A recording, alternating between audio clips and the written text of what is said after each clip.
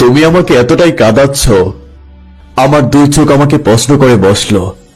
হেই, আমি তো নদী না, তাহলে নদীর জোয়ার কেন আমার মধ্যে?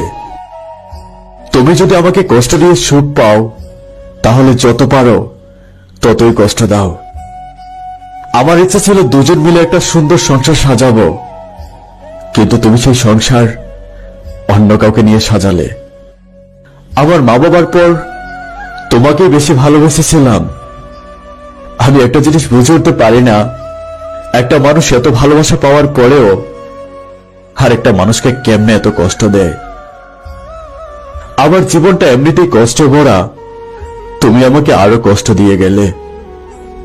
আমি দেখব তুমি আমার বুকে আঘাত দিয়ে কতটা ভালো থাকো, কতটা সুখে থাকো।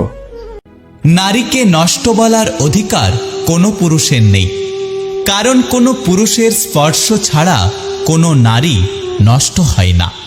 নিজে প্রেম করে বিয়ে করলে শুনতে হয় বাবা মার কথা না শুনে বিয়ে করেছে, চরিত্রহীন কুলাঙ্গার মেয়ে। আর বাবা মার দেখা বড়লোক ছেলেকে বিয়ে করলে শুনতে হয় মেয়েটা টাকার লোভে বিয়ে করেছে। আমাদের সমাজ কন্যা সন্তান চায় না, কিন্তু সুন্দর পুত্রবধূ চাই। মেয়ে মানেই জন্মের পর কালো না ফর্সা যাচাই করা হয়। বাসি ভাতের প্রশংসা সবাই করে, কিন্তু বাস্তবে খোঁজে বিরিয়ানি। তেমনি এই সমাজে কালো মেয়ের প্রশংসা সবাই করে, কিন্তু বাস্তবে খোঁজে ফর্সা নারী।